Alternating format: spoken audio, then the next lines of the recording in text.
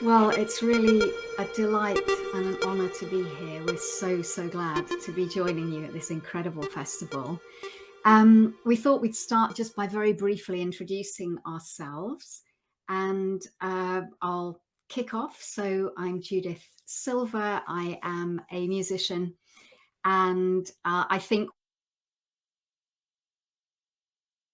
founded Companion Voices about 8 years ago, and that is an organisation created to bring singers to the bedside of people who would like singers at their bedside on their request, in collaboration with family and friends, or perhaps staff who might be around if they're in a hospital or hospice. I've been a freelance musician for about 26 years now. I work a lot in the Jewish community and interfaith settings. And we're here today to talk about what Would Love Do Now, which is one of the pieces I've loved working on most and been just most delighted to be part of. And I think could not have happened without my 8 years in Companion Voices. So I'm going to pass over to Julie to introduce herself next. And also, if you're in this space and if you'd like to introduce yourself, you're so welcome to do that too in the chat. We would love to know who's here. Thank you. So good morning. My name's Julie Barnes. I'm in Nottingham in the UK, and my background is as a counsellor and a facilitator, and most recently as a soul midwife. I trained with Felicity Warner, and I'm very passionate about being able to enable people to have conversations about death and dying, and to think about what that means for them, and what a good death would look like for themselves and for their loved ones. I think it's a subject that is so hard to speak about very often, and I think it's really important that we give ourselves the options and choices of thinking about what's really important to us and what matters to us. And I'm absolutely delighted to be here today with Judith and Cliff, and to be presenting this work that's meant so much to all of us. And I think we'll all say something later about what it means to us. So I'll hand over to Cliff. Hi, I'm Cliff Braverman, coming to you from my basement in America. And I'm a video producer. I had met Judith on a previous project, and at the close of that, she said, well, do you think you might be open to working together on something? And I thought it was just maybe a polite goodbye. It's been fun. But sure enough, she approached me about working on this video with this team, and it has been just an incredible experience with confronting things that I actually had never thought of, things that you folks live with and through every day, other than the loss of my parents and other loved ones. This was not my world, and coming into it and feeling the emotion of both the poem and the music, which I will share, and I hope it affects you as it affected me. It really has gotten me thinking. So this has been, if I say a joy, it sounds a little funny given what this is all about, but it has been a wonderful experience for me, and we're thrilled to share it today.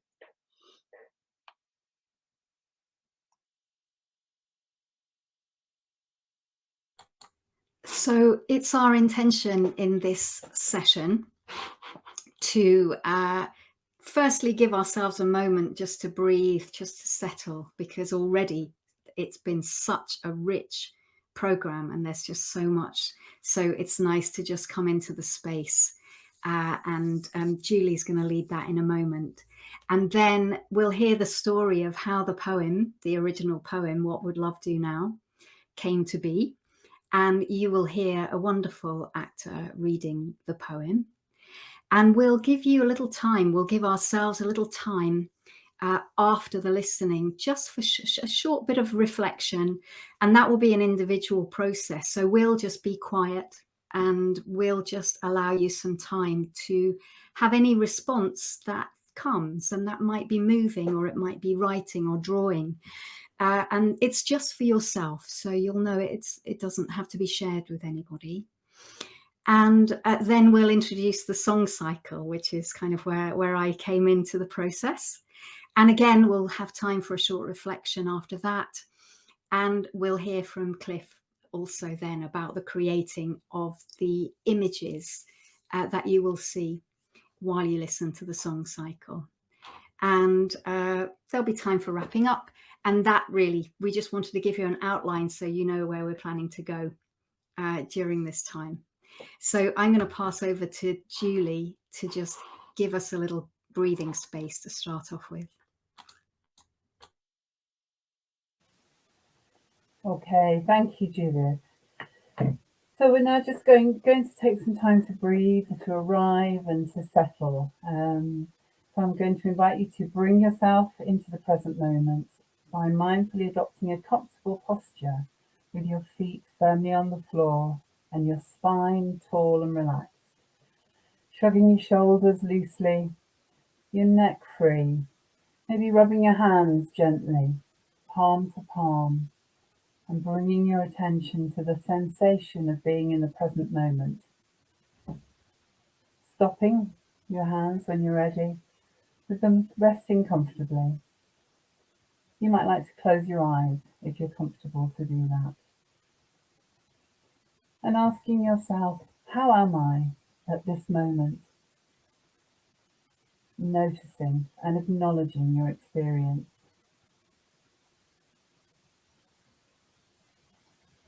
Then gently focusing your full attention onto your breathing. Breathe in through your nose and into your body.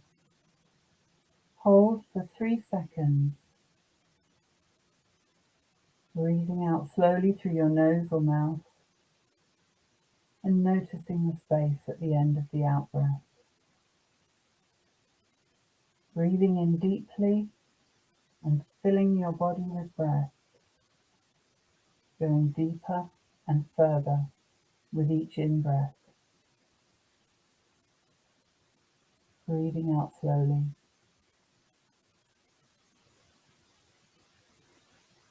Continue breathing in and out slowly and gently at your own pace.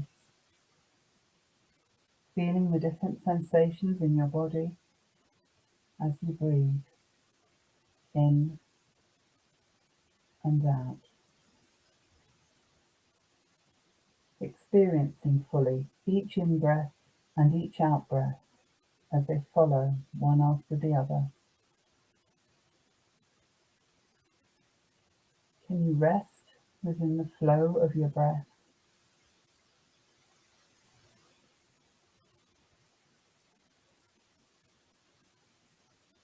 Can your breath be an anchor to be here now, staying in this present moment, helping you tune in to a state of awareness and stillness?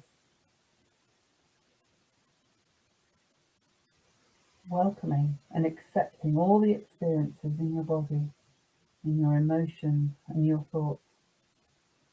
If your mind wanders, gently bringing it back to the breath, flowing in and out of your body.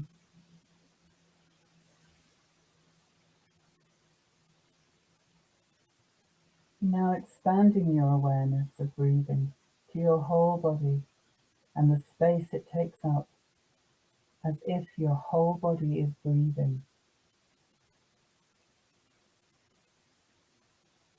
Imagine breathing in and out in all directions, feeling a sense of the space around you.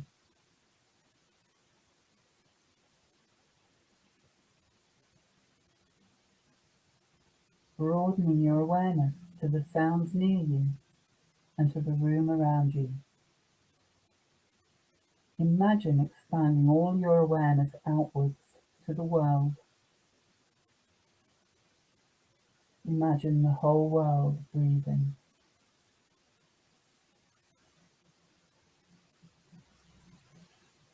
Holding everything in awareness in this present moment.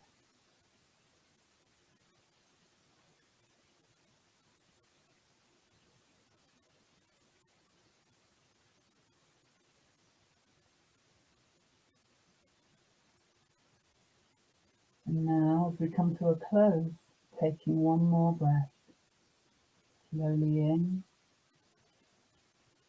and gently out. Feeling the chair beneath you, beginning to move your fingers and toes, gently opening your eyes and moving your body, maybe stretching and smiling and coming back to the workshop. And as you re-engage with the activities of the day, can you give yourself the opportunity of carrying this awareness with you? Thank you.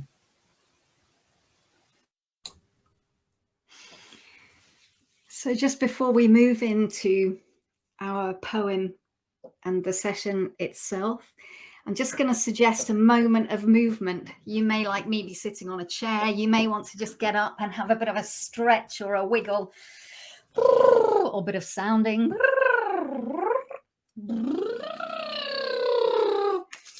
As Julie did at the beginning, but a little more vigorously. We might want to just rub the hands, just give ourselves a little.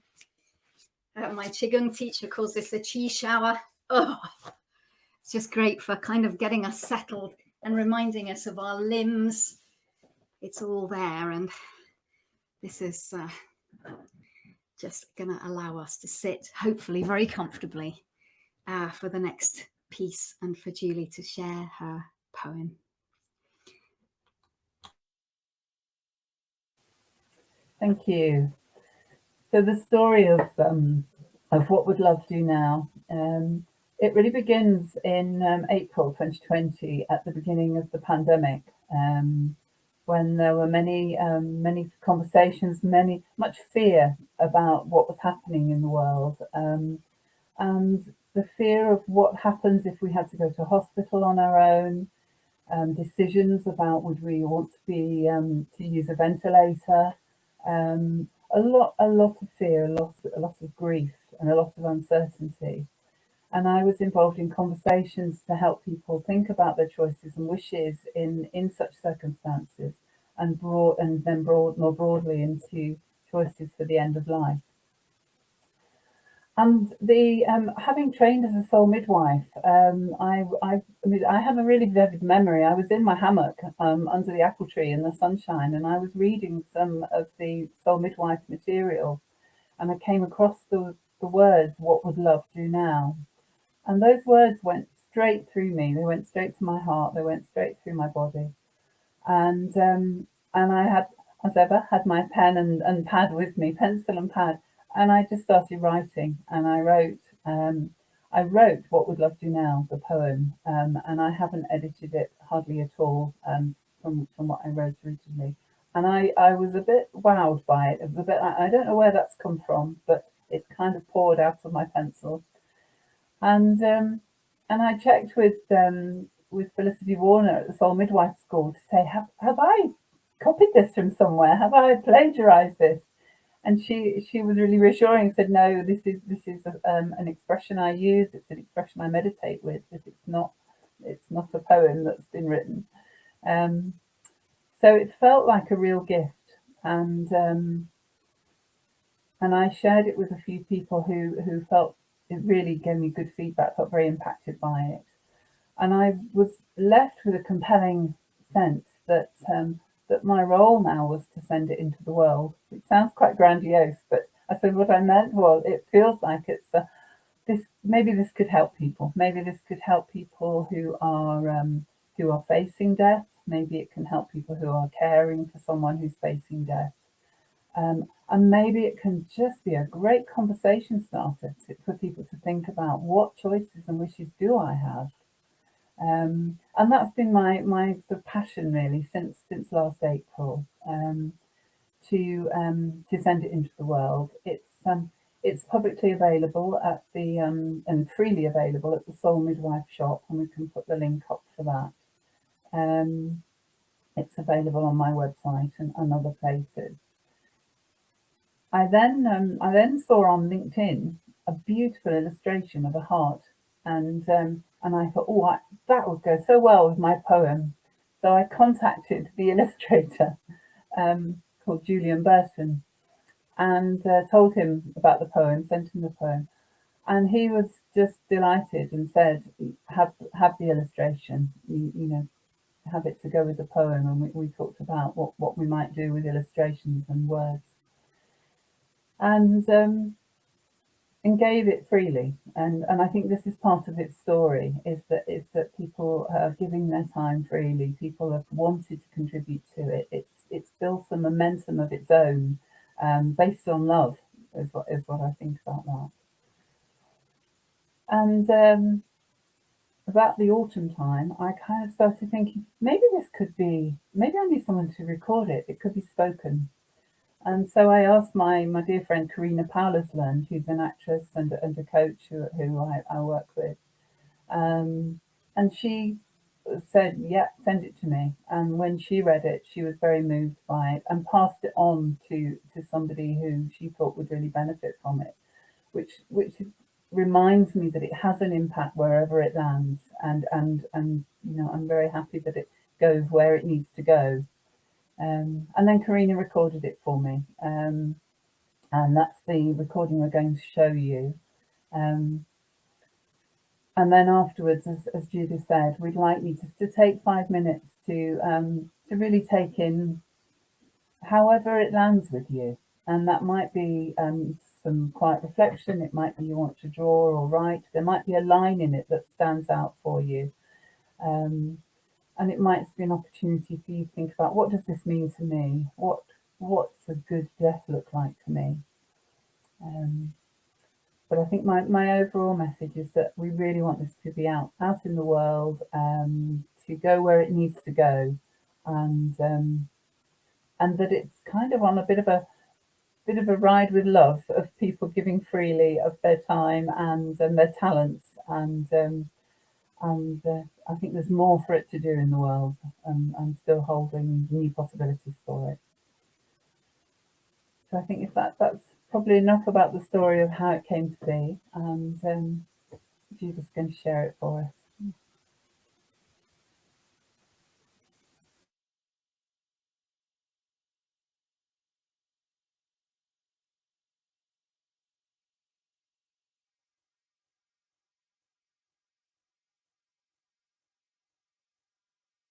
What would love do now at the end of my life? Love would be still and open, listening closely to what I might be telling you by voice or body, not fixing, not directing, not diminishing my pain and fear.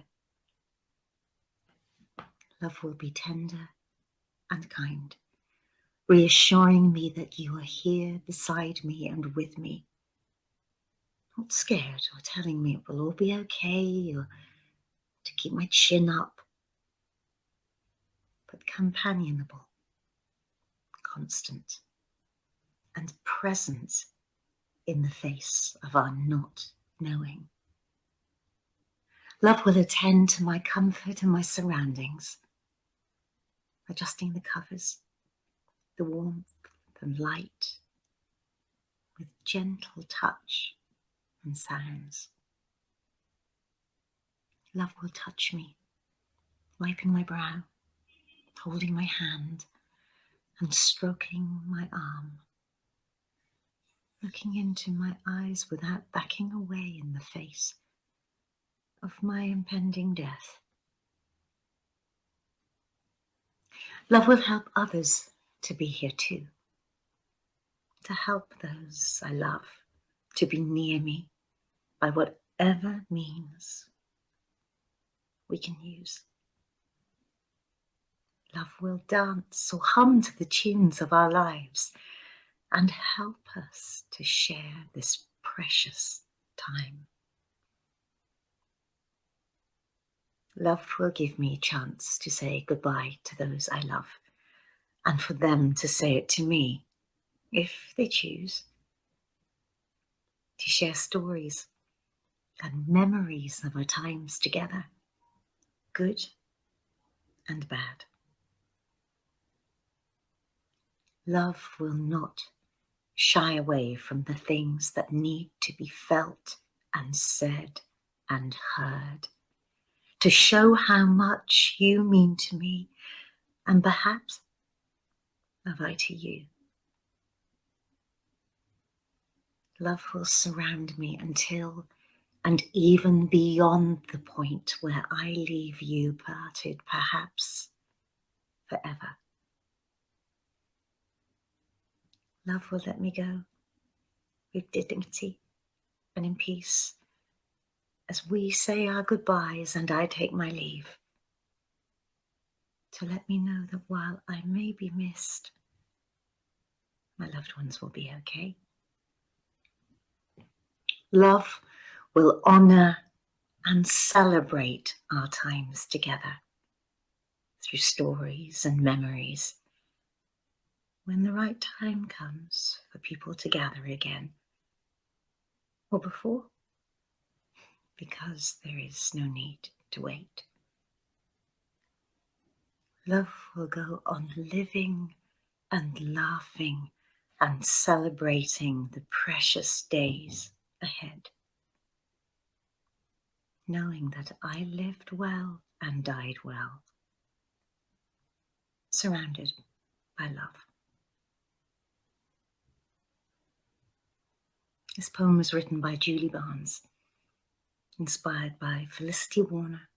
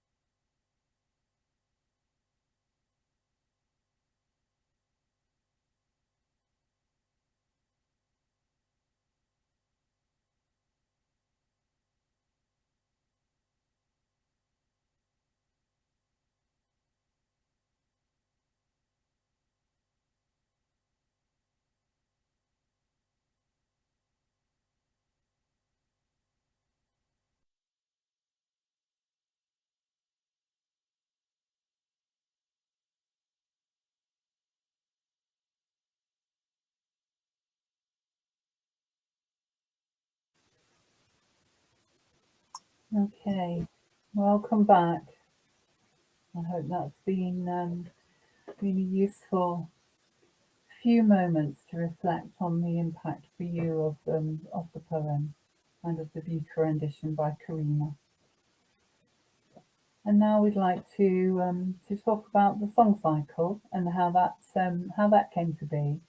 And when I first asked Judith if she thought it might possibly be something that could be set to music or become a song, I never imagined the journey that we would take together, and how delighted I feel now, absolutely thrilled with what we've created together, and the beautiful process of creating it has been amazing.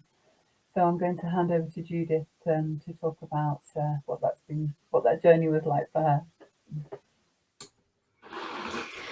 Thanks, Julie. Yeah, every time I read or hear the poem, I find it so powerful. And having worked, I started the process of getting to know it right at the beginning of this year, and I still feel its power. Julie, there's been a request for the written version that's come up in the chat. I don't know if it's easy to share a PDF link now, or certainly there will be a place for that to happen. Thank you for the request.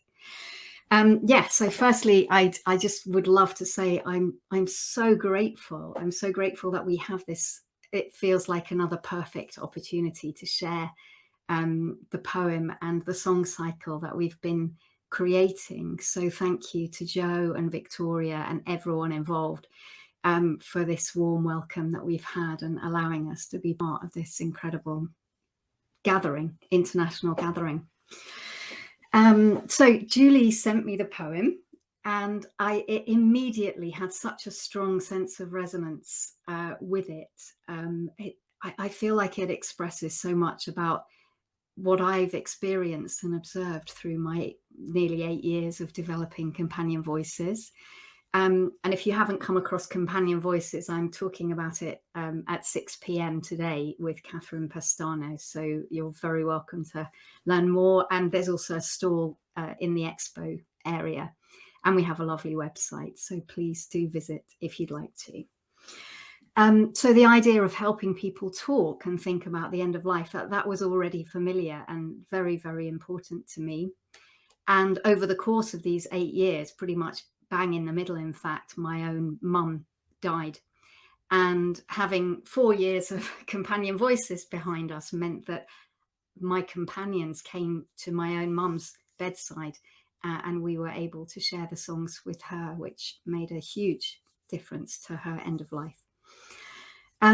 So the poem, what I loved about it, among many things, I loved the frankness of it. I loved that it wasn't beating about the bush. It was very immediate. So and so when Julie asked if I'd be up for thinking about creating a musical setting for these words, I did jump at the chance. I asked her for permission to play with the text, perhaps to create a bit more repetition, a bit more patterning, just bring in some rhythms that might support the music more, different textures, and she very graciously, obviously, agreed to let me do that. And so from about February, we started meeting online, and I started this gradual process of composing music. So one thing that became very clear very quickly was that it felt like there were different episodes, different sections, and that they seemed to have quite different personalities, although obviously also they are facets of one unity also.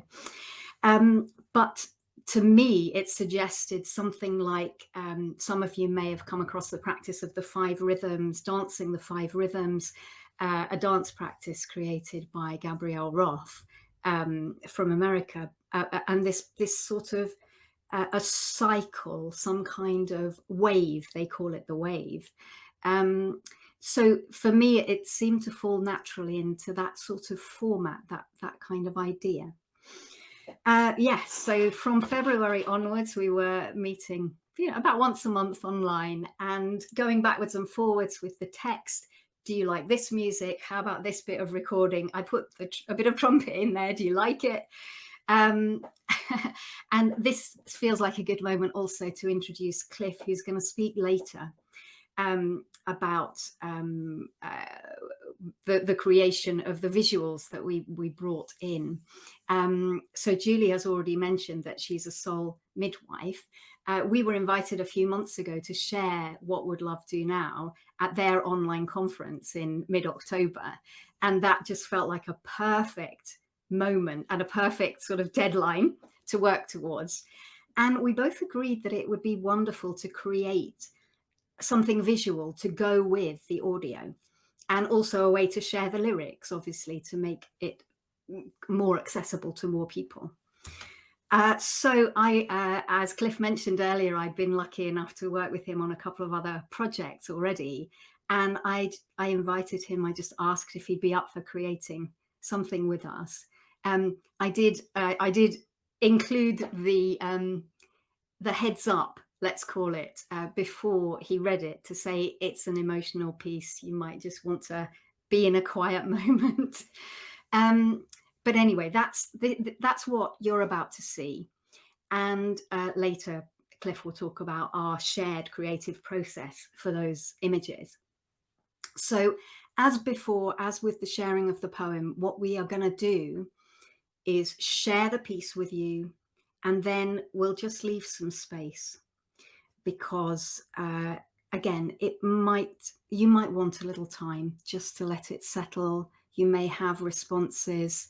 Of course, you're welcome to put things in the chat, but your own writing or any process that feels helpful for you is what we want to invite you to do. So this is What Would Love Do Now?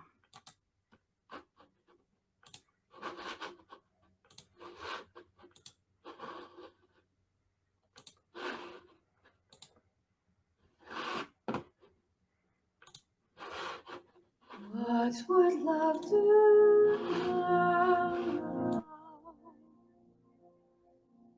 What would love do now? Love would be still and open. Love would be listening closely. Love would be tender, kind, reassuring me that you are here beside me. Love would attend to my comfort. Love would adjust the covers, making it warm and light with your gentle touch, touching me gently, looking into my eyes, looking into my eyes without backing away, looking into my eyes without backing away in the face of death. Looking into my eyes, looking into my eyes without backing away, looking into my eyes without backing away in the face of death. What would love do now? What would love do now?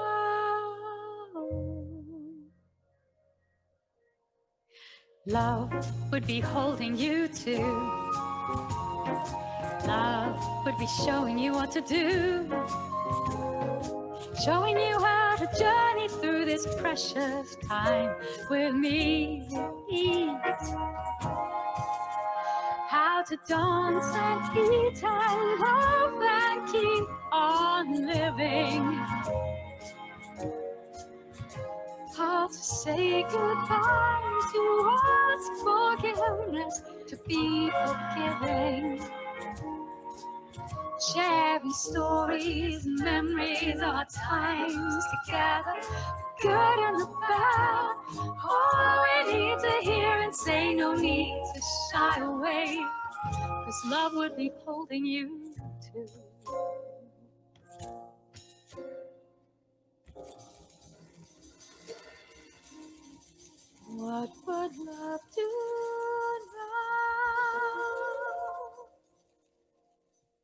Love would celebrate my life with me, celebrate my life with me. Love would celebrate my life with me, celebrate my life with me. Surrounded by love, surrounded by love, surrounded by love. Continue the living and laughing even after I'm gone. Please promise me you'll keep on living and laughing even after I'm gone. For there are still precious days yet to come. And now, what will love do now? With dignity, with tears, with blessings and tenderness, love will let me go. Trusting that I have lived well and died well, love will let me go. Knowing that though you may be missing me, your life will still flow on without me. Love, sweet love, will let me go. Though you may be missing me, I will still flow on within me. Love, sweet love, will let me go.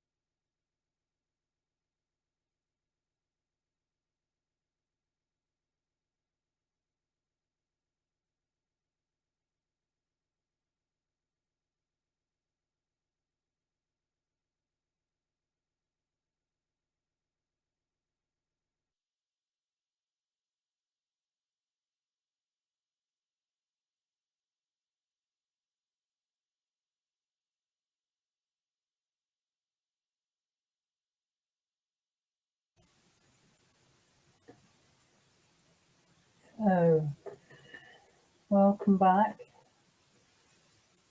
And again, I hope that's been a useful few moments to reflect and capture some of your thoughts or reflections.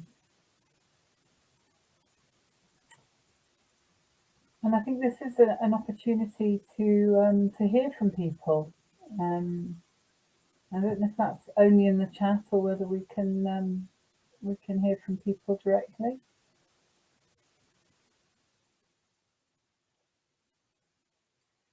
Oh, can't hear you. Oh. Yeah, I'm with you. Yeah, people ask to share their audio and video. We can. Otherwise, if people want to just put it in the chat, we'll be able to see and reply directly. Okay. Thank you, Sophia. So we'd love to hear from people, any reflections you have, what stands out for you. I actually do, if you don't mind, while we're seeing if anybody does. What struck me right away had to do with how quickly in the poem you express the need to listen, be present, and not to fix anything. And I thought that is the wisdom of a soul midwife, because that was exactly when my mother and my aunt were dying. They died within 3 months of each other.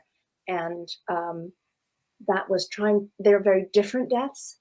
And one I knew what to do, the other one I didn't. And when you don't, then you're trying to fix. And that that will absolutely help people. That idea of not fixing anything, because what I learned was my aunt, who was struggling so much, that was her choice, and there wasn't anything I could do, but of course, just to be present and to really just nod, and just one other thing, then moving into love will hold you too. That whole, it's my heart's pounding thinking about it, that when you are the one in position, to remember that as well, that love is listening to you as well, and finding your way to understanding what you need. Yeah. Thank you, Sophia. I mean, it's so important. We'll start perhaps with that. So important that that people who are caring for someone who is dying, that they find permission to look after themselves as well. Yeah. I think so often the focus is on the person who's dying, and we forget to that we need to take care of ourselves. We need resources. We need to eat and look after ourselves. The way I didn't understand I needed to look after myself was to stop trying to fix anything. Yes. I really didn't get that for a long time. Yeah. So, and that's the listening part. I couldn't hear, I think, what was being said, because it was very obscure. With somebody who's dying who says, "This is what I want," what a relief. Yes. But if somebody who's dying and what they're saying is, "I don't want to die," that's there's something else. You have to listen elsewhere in the conversation, I think, because you can't fix that. Yeah. And it's about letting go of our own need to fix, isn't it? Yes. And that's tough. I think that is tough, particularly when we're watching someone we love in pain or who's suffering. Yeah. So it's really human to want to fix, but actually to not to be able to let that go. Yeah. It's so important. Yes. There's one comment that says, "I love how we have come to talk death, and you have brought us to a place of love." And that made me think about how, as a parent, as a child, as a sibling, we love very actively. In order to show love, we often do things and buy things and things like that. Whereas what I learned in the process of caring for dying parents and aunt is love is quiet and listens, rather than making a lot of noise. It's very hard to hear what they're saying sometimes if you're noisy, doing stuff. So quiet love, listening love,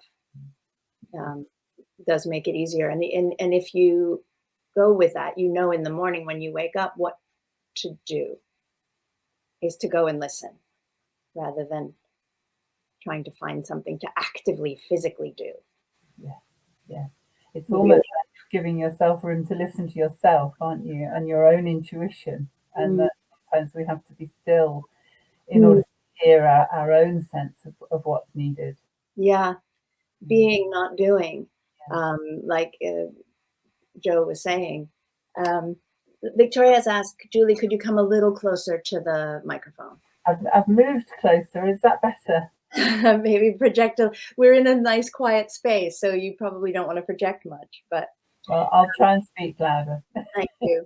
I also really appreciated the chi shower and the that really is a wonderful concept, but it really is about listening to your body, understanding where the energy is flowing, getting it to move.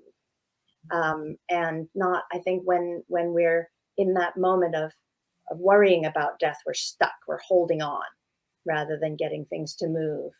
And imagine the whole world breathing. That was a huge epiphany for me, because when we work on our breathing, if it's qi or yoga, qigong or yoga, obviously I think a lot about my own breathing, and then my mind goes into, what happened here and what happened there. But if you're imagining the whole world breathing, then your mind has expanded to a higher place. It's really helpful. Judith says, Judith, you're speaking. You can talk if you want.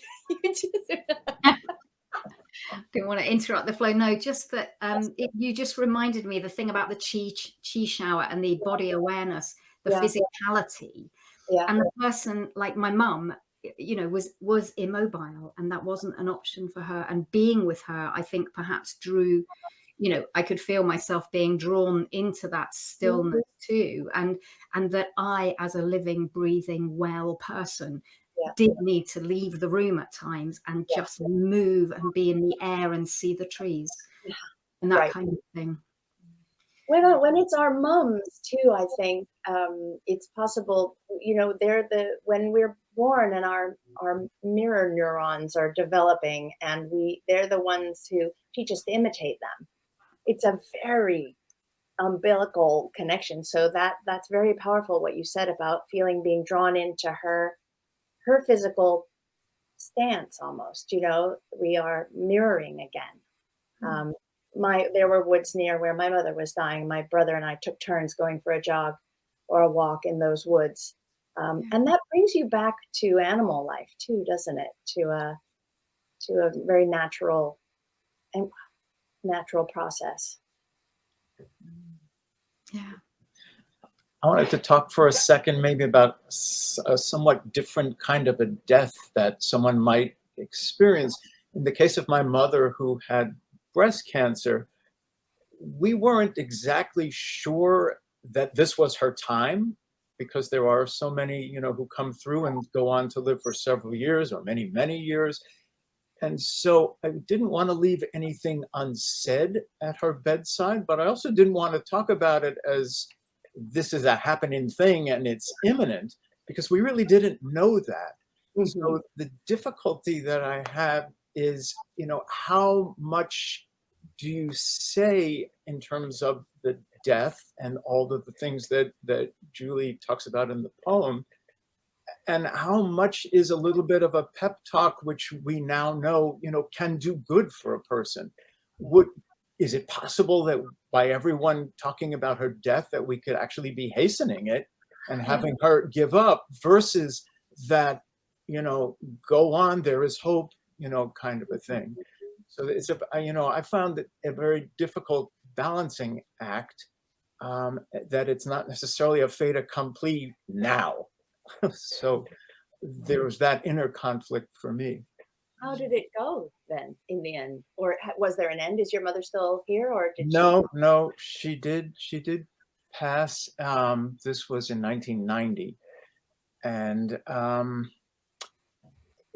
she was supposed to go home, and we thought there would be several more weeks or months. And then there was one of those hospital infections. And I remember the doctor very matter-of-factly said, "I think she'll die today."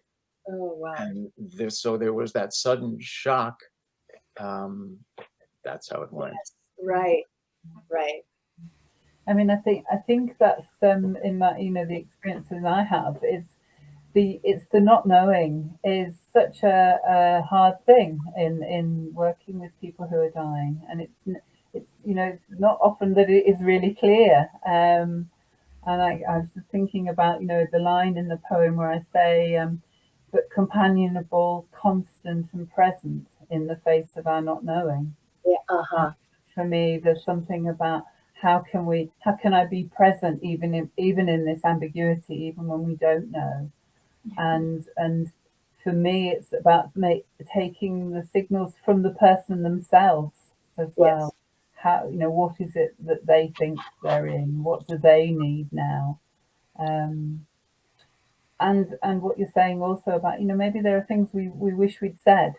And I for me, there's a juxtaposition of life and death in this work, and I think facing death helps me to think about what's really important in life, and try to think, well, maybe that these are the things I wish I'd said earlier. So being sort of conscious of that too, which doesn't help when it's at a very late stage. But there's so much in there, so much richness. Yeah. I think within our Companion Voices community, there is very much the idea that we don't want to leave it until someone's on their deathbed for them to make it known, because maybe they won't be able to make it known by that time that they would like us to come and sing. So we are all for encouraging people to make advance directives, to make their wishes known to family and friends, even to us. We've started talking about creating a sort of like pre-register, a list where people can say, when my time comes, if I'm in a position to, if I don't die suddenly, and if I'm in a position, I would like you to come and sing, and that they could register that with us in advance, because of course a time will come when it won't be possible to express those wishes anymore. Mm-hmm. And Cliff, I think what you were saying, if talking about death and dying is not more integrated in our earlier life when we're capable of having those conversations, and if we can't kind of create a culture of saying we love somebody when they can really hear it, or that, then we are left in that place of unknowing, and that's such a difficult place. It's part of it, but it's some of it may be preventable with more frank conversation earlier on. It seems to be, and it also feels, Cliff, 1990, you were a very young man then. How are you supposed to know what to do? And even now it's hard. But that question of listening, like how do we say, Mom, what do you want? Without just killing ourselves with that question. I have heard from quite a lot of people, though, that dying people or elderly people who say they want to tell their children what they want, but the children won't listen. They always get, oh, Dad, come on, you're going to live forever, because the child is anxious, rather than being able to do this loving that you propose, to this listening loving, rather than, because that's a form of love also, to say, Dad, that's basically, I don't want you to go. I can't do this. But it's not helpful to the patient or the, whoever. It's not helpful at all. So that kind of song provides some of this leadership, I think.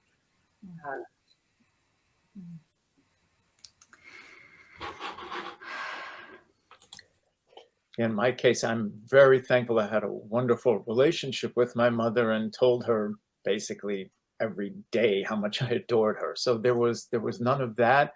And I remember one specific conversation on her bed in the hospital where she was telling me, about helping to figure out if someone is the right person to marry, and all of those kinds of things. Oh. So I think she felt fulfilled in that, okay, I've done my job.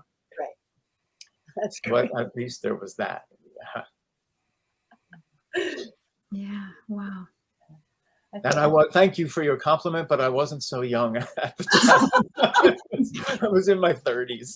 So. Younger than me, mate.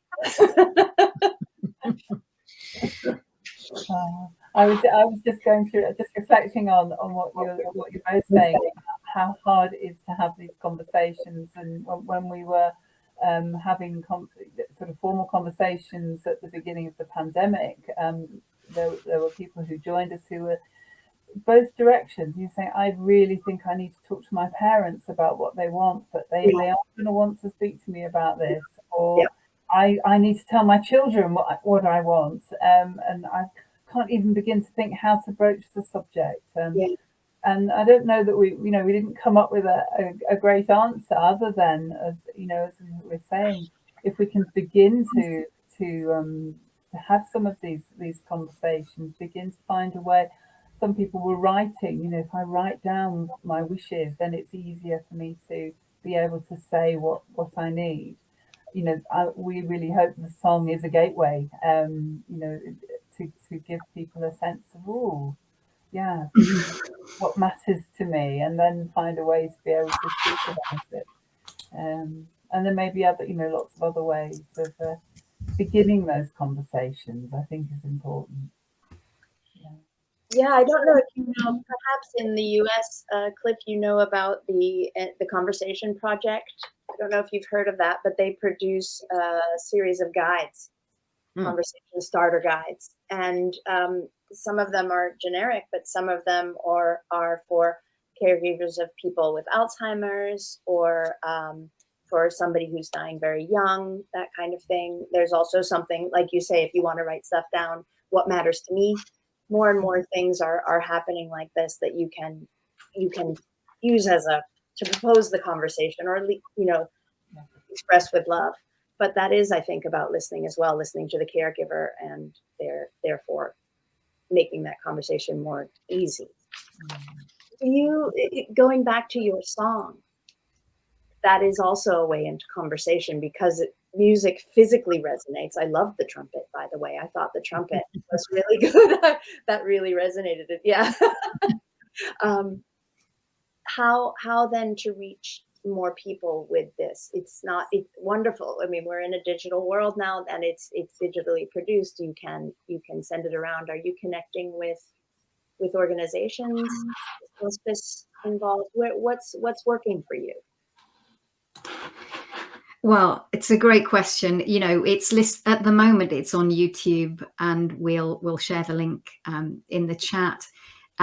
We mentioned that we're now connected, of course, through Julie, with the Soul MIdwives community, and of course also with all of our Companion Voices community. But we really are looking to collaborate, to share, to find communities to give this to as a resource, perhaps to talk with. And the idea of it being a prompt for conversation is really, really fundamental to our ideas of what we want to do with it. It's one of the things we want to do with this festival, is to make sure that you get seen, and then the link gets shared. Yeah. And we're really interested in other people's ideas. I mean, certainly some of the feedback from the Soul MIdwives was,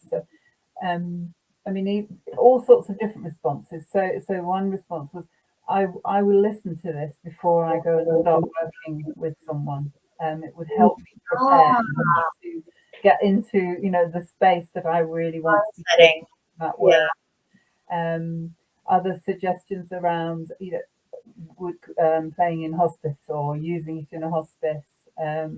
I even had I have a friend who's a real mover and shaker, and she said to me, it needs to be on every video screen in every GP surgery. Yeah. So I think we're looking for those opportunities, and we'll be talking to the people that we know. But we would love to hear from others who may say, and it is freely available. This piece, so that we'd also love, if someone's used it and says, oh, this was a great opportunity and this is what happened. We'd love to hear those stories too. You want the stories, absolutely. Yeah. That's really helpful, because sometimes we see a story that doesn't apply to us even, and we miss the opportunity to use something. You need stories. Yeah.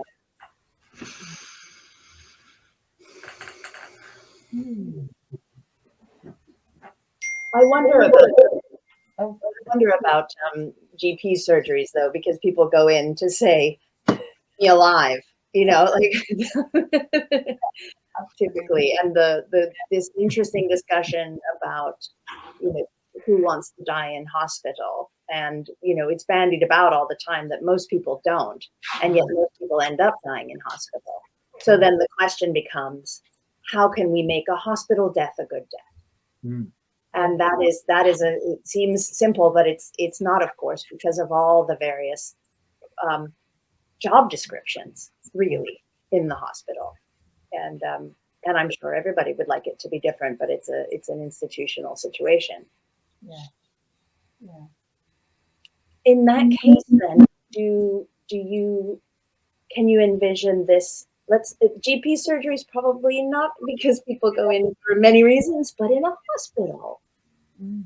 Can you imagine getting doctors involved in having music, involved in having words like this in an institutional situation like that? I'm sure there are some places, some hospitals, some staff who are doing this. I mean, I Yeah. don't think we want to say they don't, but it is where the medical model and the need to save life meets you know, the times when people are dying. Yes. But I think yes, it would certainly be something.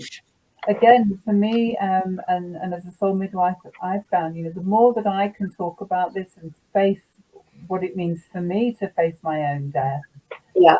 the better equipped I feel to be able to work with others and talk with others. Yeah. And I think that would apply to people in, you know, nurses and doctors, and hospice staff. I think even within hospices, there is often a reluctance to speak about death. Yes. And I think, you know, again, this might be a way of easing into those conversations. What really strikes me a lot about the poem is that it actually, like, everybody who's surrounding somebody who's dying gets a few lines in it. What's coming to mind right now is what there was a moment in my mother's and my aunt's time where I was the gatekeeper, and it has to do with helping my friends be around me when, you know, they and when and how it works, and it kept changing as they declined, how many could be allowed at a time, and then for how long, how much in between, and being the one who is strong enough to say no to people that, you know, my mother's friends are also my friends. So that was really helpful to have that few lines for the person who is the gatekeeper and basically the party manager, the embraces the space, and then maybe the embrace gets a little smaller, but it's still an embrace. And that's really helpful. And that's amazing that all of that came out. Were you aware when writing the poem that that's what you were doing, that you had that moment for that? Now this is the voice of the person dying, and then this is for the caretaker, and that is for the friends. Were you aware of that, or you just? No, I think I was. I think it felt like starting in one place and then thinking wider and thinking more of yes, what's it, you know, who will be there, who do we want to be there, and what will it be like? Yes. And I think you're absolutely right. I mean, certainly one of the things I often hear is, you know, people want to be here. Some people don't want to be here. Some people do. And then how do we manage so that not everybody's here at once? And as you say, without kind of turning people away or denying them the contact. So I think it's and even practical things, you know, the practicality of, you know, do you have somebody who can let everybody else know so that you don't have to be the one saying it again and again? Yes. And I've seen some wonderful, you know, organised communication around it. Yeah. I think, I certainly was conscious of other needs. Yeah. So my father actually had a different kind of death still, and that his was a sudden stroke where he lost consciousness, and that was that. He lived for about another week, but we never could speak another word. And I think even in a case like that, this poem and this song is valuable to, obviously not the person dying, but to, you know, those around before anything goes wrong. Right. Because it made me think now in retrospect, you know, did I handle everything right when he was fine. You know, it was maybe a week or two before that. He said, I feel great. I think I could live till 99. And he was, you know, a week shy of 86 when he passed away. But, you know, he was a little bit of an old man in several senses. And sometimes, quite frankly, you know, it got a little bit annoying. So did I show, you know, all of the love and tenderness that I could have shown? Did I do the things in the song and the poem, even though I didn't know that he was close to the end? Right. So I think this has a value even for those with aging parents, but parents who are fine, or friends or whomever, because it showed me some things that now maybe I feel a little bit of guilt. Yeah. Yeah. But I'm sure that he knew you. I mean, he'd known you a long time, but I totally know how you feel about that period. When my father was dying, I was living in Asia. I was living in Singapore for a long time. And then when my mother, she then had melanoma, and she was terrifically irritating as well as a tremendous person. And it was really interesting. What I wrote down at the beginning of the poem was, living in Asia, you live among people where filial piety is highly valued. Being a good son or daughter or child is very, very highly valued. And this gave me the opportunity to ask myself the question. I didn't get to the what would love do right away, but I got to the question of what would a filial daughter do now? And that was really, really helpful when I was rolling my eyes. And then I thought, well, he's an old man, she's an old woman, or, you know, she's on her own. You know, you're not. What would a filial daughter do? It's about mind setting, isn't it? It's about getting into the right loving space or the right mental space. Keep going. Sure. You know, I'll call you again about that, or whatever it is. That was extremely helpful. What would love do now? Or what would a filial child do now? Having that perspective was very helpful. Yeah. And a compassion for ourselves as well, because what will love do now is maybe what can I do now? What can I give now? And that will be different for us at different times and different experiences. It's not that there's an ideal type that we have to achieve. Yeah. Yes. Well, that's the thing. I think, Cliff, if you're struggling with, I wished I'd been perfect. You know, that's not going to work. You know, I comfort myself in that I was pretty darn good. Yes. But the very last conversation, I was actually editing a video with somebody, my last phone conversation with him. And I was like, you know, can I talk to you later? Yeah. And it was a very one-sided conversation after that. Right. But he knew you still wanted to talk to him. Yes. Yeah. That's a great comment. One of my mom's dying comments was, marry someone interesting. That's really great. Yeah. So I'm wondering if I'm keeping an eye on the time, and just wondering if there's more to say or more questions, or if we move into hearing a little bit about Cliff's experience of creating the video, and then that may create more discussion. I think that's a great idea, because I'm starting to develop questions about that. So yeah, please answer. That would be great.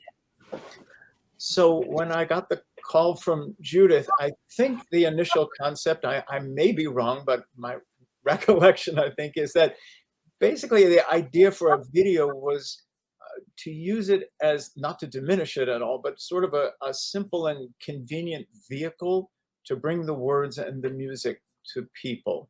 The initial idea was, you know, can we have something with the text on the screen and the single wonderful image of the heart that Julie spoke about. And it wasn't long, I guess, when we said, okay, I think Judith said, well, you know, maybe the text could be in different places on the screen. And so I said to myself, okay, this isn't such a simple thing necessarily anymore that they have in mind. And between the three of us, we decided, I think, to grow it a bit and to see if it could be more than just a delivery mechanism. Could we use it to heighten and intensify any emotions, to bring them out? Certainly the idea was not for the video to play a lead role in any of that, not to drive any emotions, but to support. So, if you watch a normal music video, you can turn the sound off and there's still a treat there for you of sorts, a horror or a treat, but depending on which one you're watching. But in this case, I think we really didn't want that, although the words speak for themselves. Again, it's really like being a supporting role, whether the visuals or the text. And by the text, I mean not the words themselves, but the movement of the text, the placement of the text. Was there something that we could do there that would help bring out the emotions, heighten, intensify, as I say? And so that's how, and in fact, it grew. Or the beginning of the video, the words are still, and then after a while, things start to move when we talk about touching me gently, and then it gets more and more of that.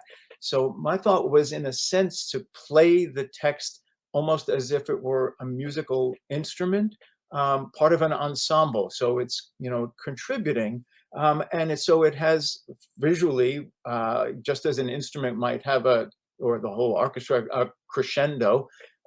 Sometimes the text comes at you, sometimes it moves away as a diminuendo. Sometimes it just drifts across the screen. So those were all intentional, and they were very interesting because they let you to make a decision on what to do with the text at any given moment. Was what is the text saying? What are the visuals trying to say? Is this a moment where we want to have the person caring for the dying person, approach the person in the face of death? And so there, the text moves in, but in the repeat, it moves back, because we wanted this feeling of, well, yes, it's important to approach, but the natural inclination maybe is not to approach. And so it's that inner conflict that the caretaker might have of, how much can I look the person in the eye, and how much do I really want to, pull away? So, there were those kinds of things in there. And then with the visuals themselves, again, we didn't want it to drive. So we looked, the three of us, for a number of places to find visuals that would speak to some of these things without, again, taking a lead role. And I have to say that some of the most beautiful images in there are actually Julie's own images. So the visuals part of it began with a PowerPoint where Julie just put up a bunch of images of her images that she thought might be appropriate. Then I think Judith went through and said, maybe we could use this here, maybe we could use that there. Some of it ended up that way, some of it didn't, but we added more and more images to the original collection. And then there were some things that just absolutely spoke to me. And because it was a collaboration, I was very hesitant at many times to not go with the bosses, and say, how about this? And sometimes it flew and sometimes it didn't fly. But speaking of flying, the one that spoke to me the most is Julie had this beautiful picture of the two birds in flight, and then another picture in her PowerPoint of a single bird in flight, at a very different time of the day. One was the initial one was in a sunset or a sunrise, whichever, but of the two birds. But the single one was just, a daytime shot, blue sky and all of that. And to me, it struck me the power of that, with the two birds flying off and living life together. And then that single bird, and it just cried out, to put it where the voice is saying, your life will flow on, I will flow on within you, and your life will flow on. And so I get all choked up even just thinking about it. but so I turned the colors to match the original. So they're both sunsets, and then, pull back from the bird almost to infinity. It's it just comes back and back, and then you start to see the shoreline and the hills and all of that. And I think that is so much the emotion of that is, now I'm alone, but you are flowing on within me, and my life is continuing on this journey. And that's as we say in Yiddish, I'm verklemmt.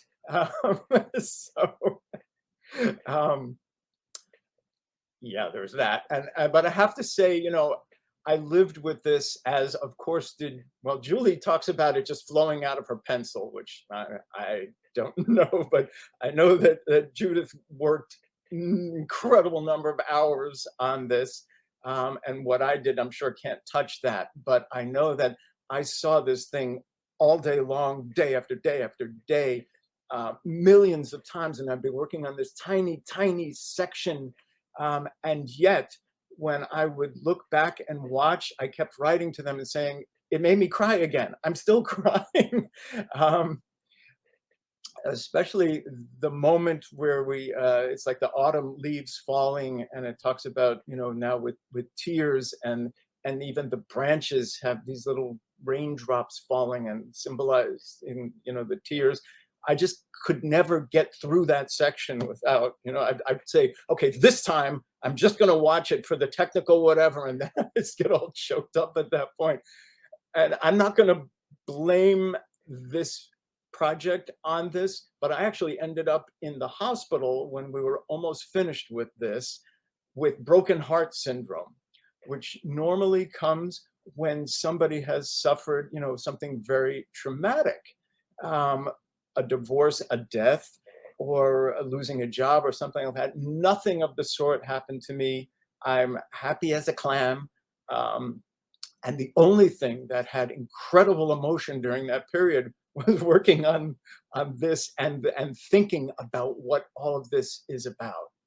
And again, I'm certainly not going to blame my whatever happened to me on this, but it kind of is interesting that this kind of thing could theoretically give somebody this shot of adrenaline that is the cause of what I had.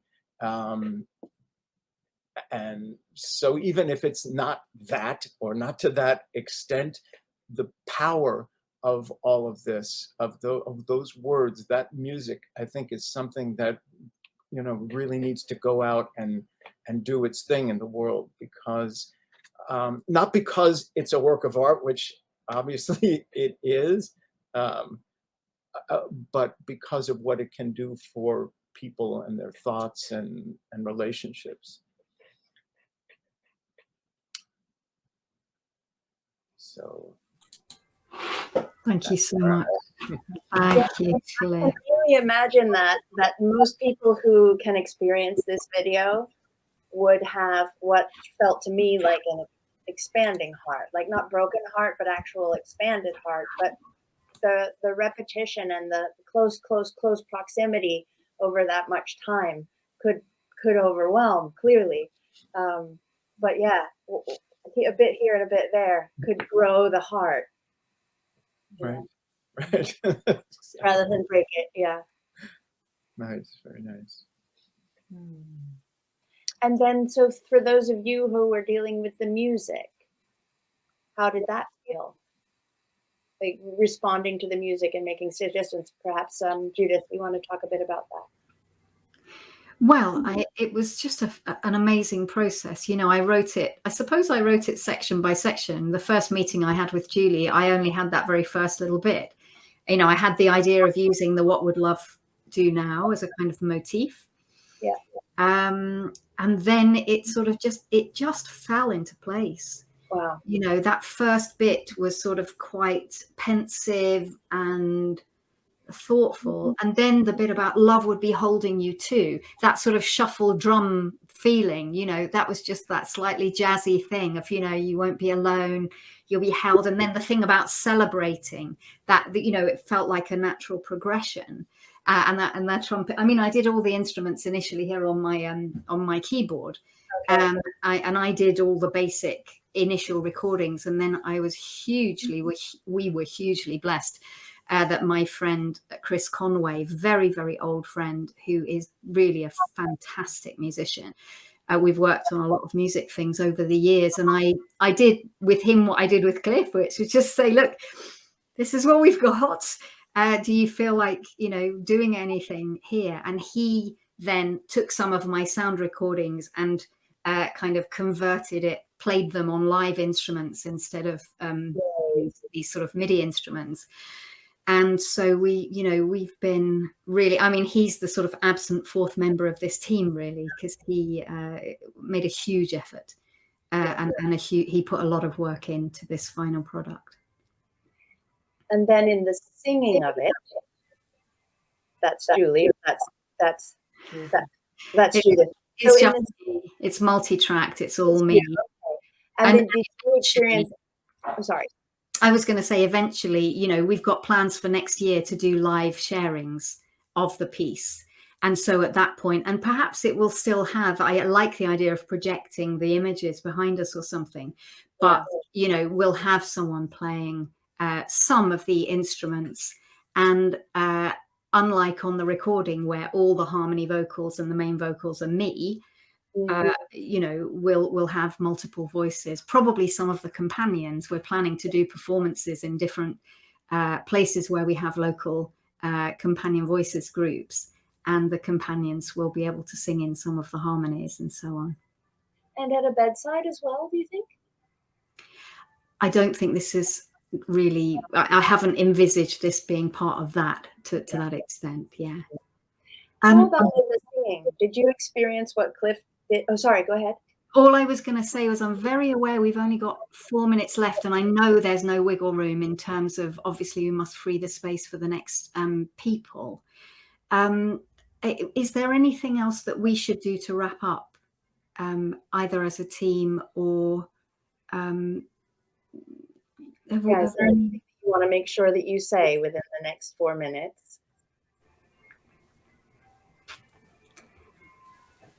I mean, I just noticed there's a comment there of somebody saying they went through many emotional states listening to the film and the song, and it's effective physically and dynamically. And I think one of the things that one of my next dreams is could it lead us to dance? Could it lead us to performance? As well as and I know as well as our plans to take it out for concerts or that.